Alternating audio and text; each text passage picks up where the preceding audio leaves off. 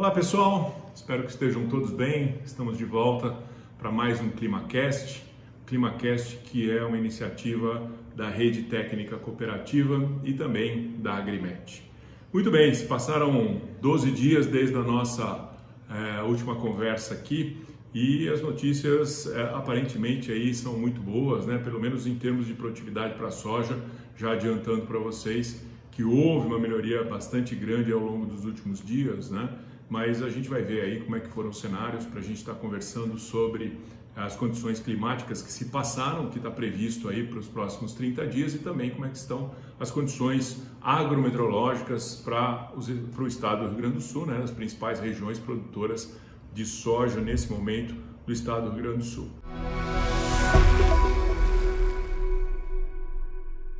Então, começando aqui, né, primeiramente avaliando a distribuição das chuvas aí em todo o Brasil até agora no mês de fevereiro, a gente observa claramente aí que volumes ainda não muito satisfatórios, né, para o mês de fevereiro, apesar de que em algumas regiões, mesmo com um volume total para o mês estando ainda relativamente baixo, houveram chuvas bem distribuídas e isso obviamente beneficiou aí as culturas. Mas a gente vê aí uma distribuição bastante distinta, né? Um pouco mais de chuva mais ao norte do país, principalmente na região norte do Mato Grosso, né? Onde a gente vem reportando, ou melhor, onde a gente vem observando recentemente aí chuvas muito intensas, até mesmo prejudicando a colheita das primeiras áreas de soja. O pessoal tendo muita dificuldade, muitos problemas aí com a questão também de doenças nessas áreas por causa do excesso de chuva, mas em contrapartida no Rio Grande do Sul a gente observa aí precipitações variando, vamos dizer assim, entre 100 e 200 milímetros, o que é bastante suficiente aí para as culturas conseguirem, no caso a cultura da soja, conseguir se desenvolver. Bom, vocês terem uma melhor noção do que eu estou falando em termos da distribuição e como isso ainda está abaixo do normal para esse mês de fevereiro, ainda que a gente tenha aí mais 6 dias pela frente do mês, mas de qualquer forma o que a gente observa aí nessa segunda figura do Brasil é uma visão em termos da anomalia, né? De novo, anomalia, só para explicar, para quem está ouvindo esse termo pela primeira vez, a anomalia representa a diferença do que está acontecendo nesse ano específico, mês de fevereiro, com a média histórica dos últimos 41 anos. Então, a gente observa que várias regiões do Brasil ainda com anomalias negativas, que são as áreas vermelhas, enquanto que algumas outras regiões com chuvas acima do normal, sejam anomalias positivas. Se a gente der um foco maior aqui para o estado do Rio Grande do Sul, então a gente observa aí as chuvas variando bastante, né? A gente tem observado que as precipitações têm sido um pouco mais intensas ao sul do estado e alguns pontos mais ou menos entre o Planalto e o Noroeste Centro, mas a gente vê que essa distinção de chuva aparentemente aí não trouxe grandes problemas para a cultura da soja, mas quando a gente olha em termos de anomalia, a gente vê aí a tendência de uma anomalia negativa ainda, ou seja, menos chuva do que o normal na região Noroeste, Noroeste Centro e Planalto, enquanto que na região Sul, Centro-Sul aqui, a gente já observa chuvas dentro do normal e um pouco acima do normal, principalmente pegando aí Bagé e Arroio Grande, tá? Muito bem, se a gente for ver o que aconteceu com as chuvas nesses últimos dias, então começando com São Luís Gonzaga, a gente vê que ao longo desses últimos dias, né, nos últimos 30 dias, as precipitações tiveram acumulados bastante expressivos, né, se distribuindo basicamente em 2 períodos, um primeiro período com uma data central em torno do dia 28 de janeiro e mais recentemente em torno aí do dia 12 de fevereiro. Agora uma previsão de um período de estiagem de aproximadamente 10 dias, vamos dizer assim, e posteriormente as chuvas voltando aí a partir do dia 5, principalmente a partir do dia 5 de março, as chuvas vindo aí praticamente de uma forma bem concentrada e bem consistente. Então veja que em São Luís Gonzaga, uma expectativa para os próximos 30 dias de 247 milímetros. Quando a gente vai para Santa Rosa, esse panorama está um pouquinho diferente, mas ainda chuvas da ordem de 172 milímetros. Campo Novo, 124 milímetros de previsão para os próximos 30 dias, sempre lembrando que os primeiros 10 dias é a previsão um pouco mais confiável e posteriormente a gente tem aí um grau de assertividade um pouco menor, mas de qualquer forma isso já traz um cenário para a gente do que possa vir a acontecer daqui para frente. Então veja que as chuvas em azul representando o que já ocorreu e em vermelho representando a previsão do tempo. Quando a gente vai para Sarandi, cerca de 100 milímetros, veja que volumes menores, mas bem distribuídos ao longo do período, né? Apesar de que é bem provável que essas chuvas de menor volume sejam chuvas mais localizadas e com uma possibilidade de ocorrência menor, mas de qualquer forma a gente vê aí mais 96 milímetros ao longo dos próximos 30 dias. Situação muito semelhante em Água Santa, e aí começando a descer para a região de Nome Toque 125 milímetros, Ibirubá 155 milímetros, na região de Panambi muito próximo 153 milímetros, Cruz Alta com 190 milímetros, então alguns eventos de chuva aí acumulado passando de 30 milímetros. Quando a gente vai para Tupanciretã, em torno de 243 milímetros, né, um volume bastante expressivo, e também a mesma coisa acontecendo em Júlio de Castilhos, em São Cepé, Caçapava do Sul e Bagé. Aqui ficou faltando o valor do acumulado total, mas alguma coisa muito semelhante ao que vem acontecendo em Caçapava do Sul e posteriormente também em Arroio Grande, cerca de 180 milímetros. Então, a influência que isso vai exercer no balanço hídrico a gente consegue ver nas próximas figuras, em que a gente vai passar por um período inicial de poucas chuvas. Então veja que aqui o armazenamento no dia de ontem, né, no estado do Rio Grande do Sul, condições variando entre razoável a muito favorável lá na região mais ao centro-sul, enquanto que na região noroeste, na região noroeste-centro e Planalto, a gente vê aí uma condição entre razoável e favorável, mas ainda uma condição muito boa para o desenvolvimento das culturas da soja. Bom, com o início desse período de menos chuva, né, a gente vê aí um secamento então do solo. Veja que já passando para o amarelo, que representa uma condição razoável para o desenvolvimento da cultura da soja, certo? E mais ao sul ainda uma condição favorável, né, de verde. Bom, seguindo em frente, ainda secando o solo, passando para o dia 3 de março, já uma situação aí praticamente em todo o estado de razoável a desfavorável, já começando a aparecer algumas áreas vermelhas, e aí vem a nova onda de chuva e a partir daí o armazenamento de água volta a se elevar, como a gente observa aqui praticamente para todo o estado, e isso se mantendo, né, para o dia 13 de março também, na sequência ainda no dia 18, então a gente está indo de 5 em 5 dias, posteriormente no dia 23 para fechar os 30 dias, a gente vê uma condição de disponibilidade de água muito favorável. Ou seja, isso vai trazer para a cultura da soja, nessa reta final do ciclo, condições muito boas, principalmente em termos de enchimento de grãos, né? Obviamente, quando a gente tem muita chuva também, pode ser que ocorram períodos mais nublados. A gente tem aí observado na mídia, né, muitas áreas reportando problemas com as áreas de soja, com algumas plantas não apresentando vagens ou aquelas que apresentaram vagens com grãos muito pouco desenvolvidos. A gente acredita que isso não venha acontecer no Rio Grande do Sul, porque na realidade essa situação é uma combinação de excesso de nebulosidade com temperaturas muito elevadas que acabam promovendo o abortamento das vagens, mas também esse desenvolvimento inadequado dos grãos. Então, para o Rio Grande do Sul, a expectativa que a gente tem realmente é de um cenário muito positivo nos próximos 30 dias para a cultura da soja, e isso a gente vai ver daqui a pouco, vai trazer boas notícias em termos da expectativa de produtividade. Mas antes disso, vamos dar uma olhada no que a gente pode ter aí para os próximos trimestres, né? Falando agora do evento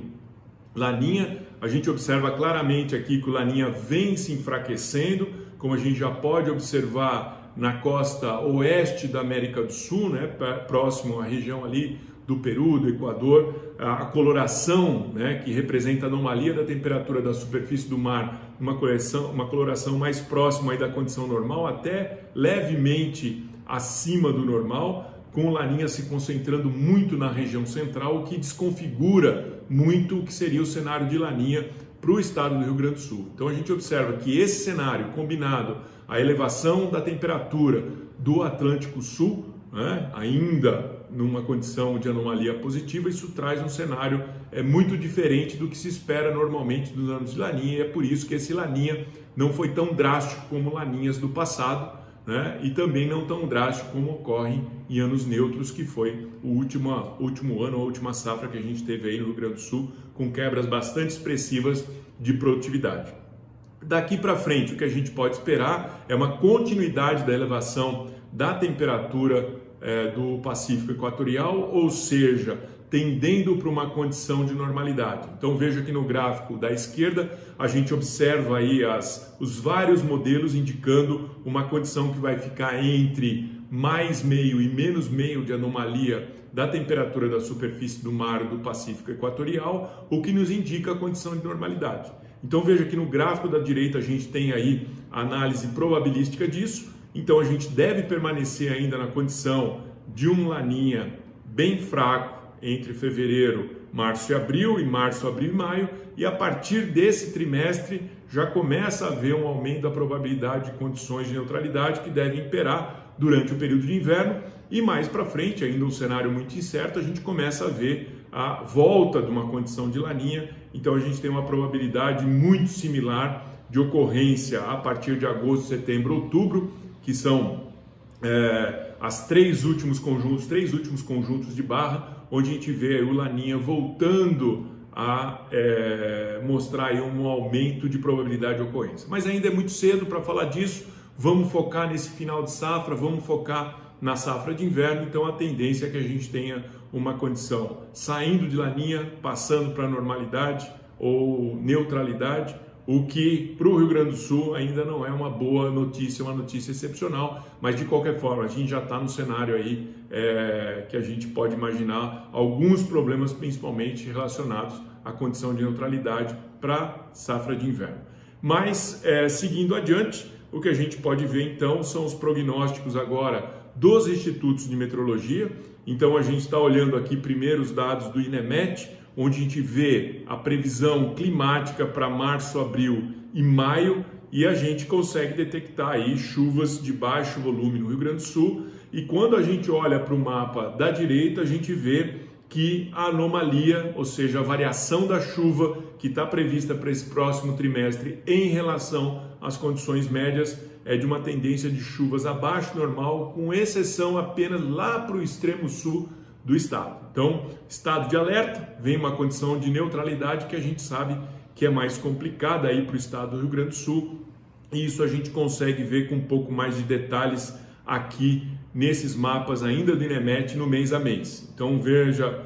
que para o mês de março uma situação um pouco mais favorável na região noroeste Planalto, uma situação um pouco menos favorável na região mais central do estado, né? E voltando a uma condição um pouco mais favorável para o extremo sul. Já nos meses de abril e maio, a gente vê uma condição de variação negativa, ou seja, anomalia negativa, mas ainda com desvios muito leves, tá? Então, de qualquer forma, a gente já vai vendo aí um sinal de que há uma tendência de chuvas abaixo do normal para os próximos meses. Quando a gente olha aqui a previsão do IRI, de novo a gente consegue ver esse cenário negativo persistindo nesses 4 trimestres móveis consecutivos, ou seja, março, abril, maio, que é o gráfico da extrema esquerda, até junho, julho, agosto, que é o gráfico da extrema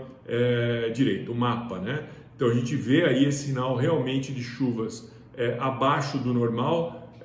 obviamente chamando atenção para a safra que vai começar a partir aí de meados de março, abril, né, entrando a safra de inverno. Muito bem, seguindo para a previsão agora do modelo europeu, o ECMWF, a gente vê também essa leve tendência de chuvas abaixo do normal na região sul do Brasil, com exceção apenas para o trimestre, né, que está na sequência aqui. Então, março no extrema esquerda, março, abril, maio, né? Abril, maio, junho, julho, e junho, julho, agosto da extrema direita. Então a gente vê também esse cenário levemente abaixo do normal, e isso só não se confirma na previsão do NOAA, que principalmente para o trimestre março, abril, maio e junho mostra aí um cenário de chuvas dentro da normalidade. Então vejam que há algumas disparidades entre as previsões, mas a gente está trazendo aqui basicamente 5 previsões para vocês, onde a gente vê, por enquanto, 3 indicando chuvas abaixo do normal, uma previsão indicando chuva dentro da normalidade e, finalmente, a previsão do sistema japonês, que é o JAMSTEC, ele mostrando aí para o trimestre março, abril, maio, chuvas também abaixo do normal na região sul do país. Então veja que um consenso nos mostra que a grande maioria dos modelos, ou seja, dos 5 modelos avaliados, a gente tem aí 4 modelos indicando chuvas abaixo do normal, variando entre levemente abaixo do normal e abaixo do normal na região sul do país, principalmente no estado do Rio Grande do Sul. Então isso chama atenção, não deve ser um grande problema para a cultura da soja que está entrando na reta final do ciclo, né? Normalmente aquelas plantadas mais cedo já devem estar aí próximas de concluir o seu ciclo. Obviamente aquelas plantadas um pouco mais tarde, em 15 de dezembro, né, ainda tem um bom pedaço do ciclo pela frente, mas a gente não acredita que isso vai trazer grandes problemas. Isso é uma preocupação um pouco maior aí já para a entrada do começo da safra de inverno. Então vejam que chuvas ligeiramente abaixo do normal é o consenso que a gente tira dessa apresentação aqui. E olhando aqui para a temperatura, a gente vê um cenário de chuva, de temperaturas entre o normal e ligeiramente acima do normal para a região sul do país, e isso nos traz também uma expectativa aí de condições não muito diferentes do que normalmente acontece na região. Partindo agora para a previsão de safra, né? Essa foi a última atualização que a gente fez no dia 10/2, a gente observa realmente as produtividades em níveis bastante satisfatórios, né, variando no noroeste em torno de 55 sacas, chegando a noroeste centro com 58,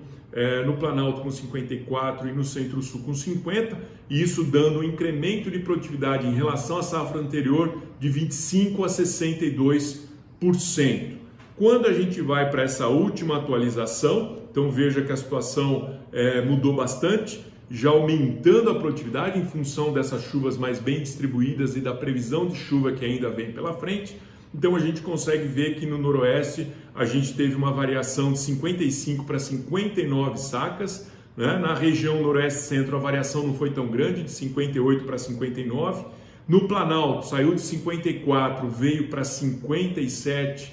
sacas, enquanto que no centro-sul, onde a gente viu que as chuvas ficaram acima do normal, houve uma alteração um pouco mais brusca, né, passando de 50 sacas para 57 sacas, o que representa um incremento de 86% em relação à última safra. Tá? Então veja que esse cenário muito favorecido por essas condições de balanço hídrico que a gente vê aqui, principalmente na região centro-sul, onde mudou bastante o quadro, os baixos níveis de armazenamento, né, na parte mais centro-sul do estado, se estendendo até comecinho de janeiro, mas aí, a partir de agora,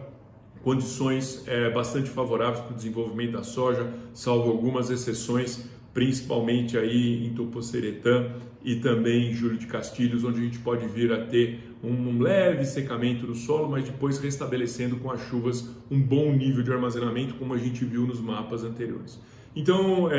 acredito que, de um modo geral, a gente teve aí um incremento nas produtividades ao longo desses últimos dias que a gente fez a análise. As perspectivas de previsão de tempo são muito boas, porém, se a gente olhar um cenário de mais longo prazo, a gente vê o estabelecimento, né, de uma condição de neutralidade. A gente sabe muito bem que condições de neutralidade para o Rio Grande do Sul são anos em que as chuvas são mais irregulares. Então vale a atenção aí para a safra de inverno, porque a gente deve ter,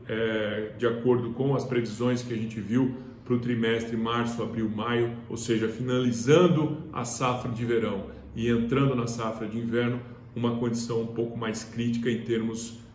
de distribuição das chuvas. Mas isso a gente volta para discutir melhor no nosso próximo ClimaCast, daqui aproximadamente 15 dias, mas por enquanto essas eram as notícias que a gente tinha para vocês. Espero que tenham sido úteis e peço para que vocês se inscrevam no nosso canal e continuem acompanhando o ClimaCast